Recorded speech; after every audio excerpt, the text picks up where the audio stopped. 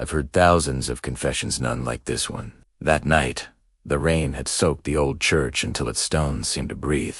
The candles were almost gone, their shadows moving like restless ghosts across the pews. I was about to close the doors when I saw him standing motionless at the far end of the aisle, coat dripping, face hidden. When I called out, the echo came back wrong, like the church was repeating my voice through someone else's mouth. He turned at last. His eyes were raw, sleepless. "Father," he whispered, "I need to confess, but not in there." His voice broke like glass. I told him gently that confessions belonged in the booth, always had. He nodded and followed, hesitant, like a man approaching his own grave. Inside, the air felt colder. The storm's hum filled the silence until I could hear my own heartbeat in the wood. He sat down, said nothing. Then, finally, "I work at the city morgue. Something followed me home." I froze. In 30 years of hearing sins, that was a new kind of sentence. He spoke of silence among the dead, the mechanical hum, the smell of steel, the sense that the bodies weren't gone, only waiting. 3 nights ago, one of them had whispered his name. He'd thought it was exhaustion until he opened the drawer and saw her. No tag. No record.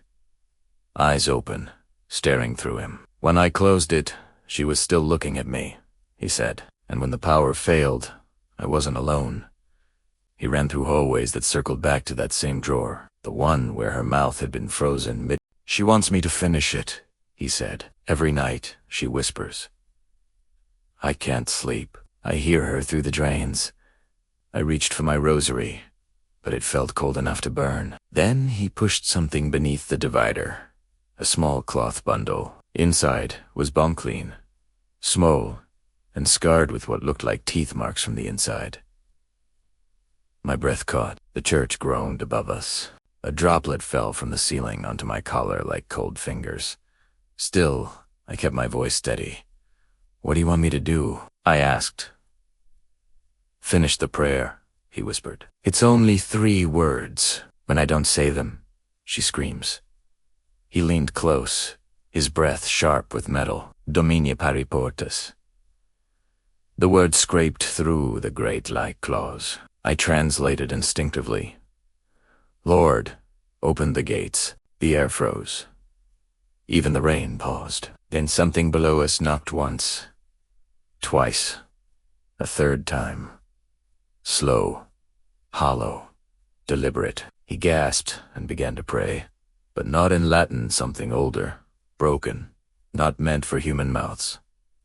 The confessional shook. The walls flexed as though something inside them wanted out. "Stop!" I shouted, but the sound came back muffled, like shouting underwater. Through the grate, his shape bent and stretched unnaturally, his outline moving without moving. Then a second voice joined him, deep, grinding, not his. "Forgive him," it said. I lunged for the door. The handle sagged in my hand, soft as wax. The candles died, snuffed by invisible breath. The church smelled like dirt and iron.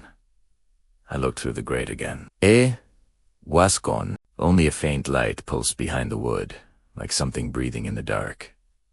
I woke on the floor at dawn. The confessional was empty.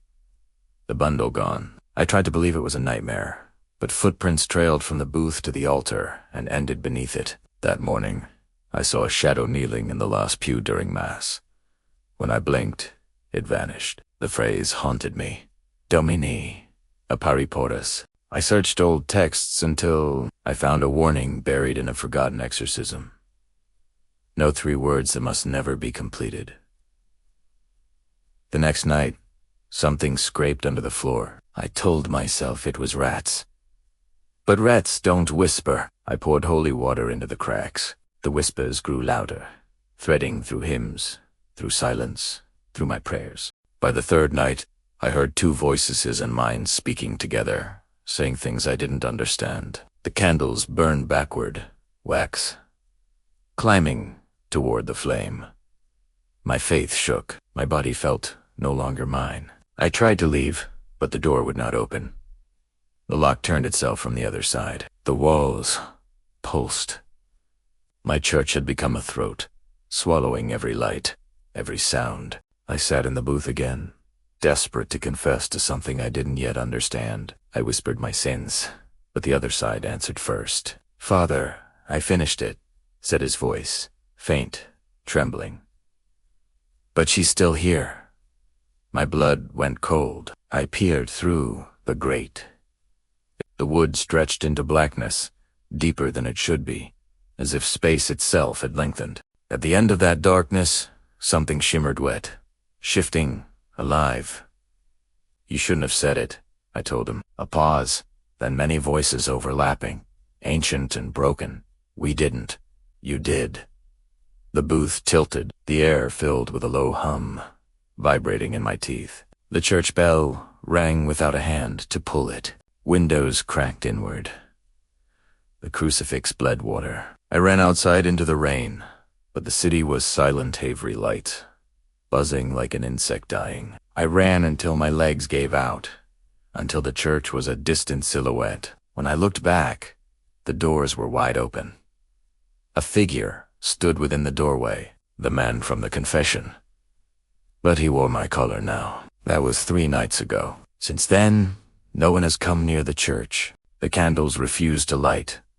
The air tastes like rust. The crucifix drips, even when the room is dry. At night, I hear prayers and the tongue of the dead beneath the altar. Sometimes I hear my own voice joining them. I tried leaving, but every road returns me here. People outside say this building is abandoned, but from inside, the lamps still glow. I understand now what opened the gates truly meant. Not heaven, not hell. Something older, something hungry, waiting in between. Maybe Elias, the man who confessed, is gone, or maybe he never existed. But when I kneel to pray, I feel breath against my ear, cold as the first night's rain. A whisper repeats what I once swore I'd never say again. Domini, appari, portus. I've heard thousands of confessions, none like this one, and now I think the next voice it's waiting to hear is yours. Soft whisper fades into static. If you can still hear me, you've already opened the first gate. Don't look behind you, but if you must know what waits beyond the next door, stay with me for the next story. It doesn't ask for forgiveness, only that you listen.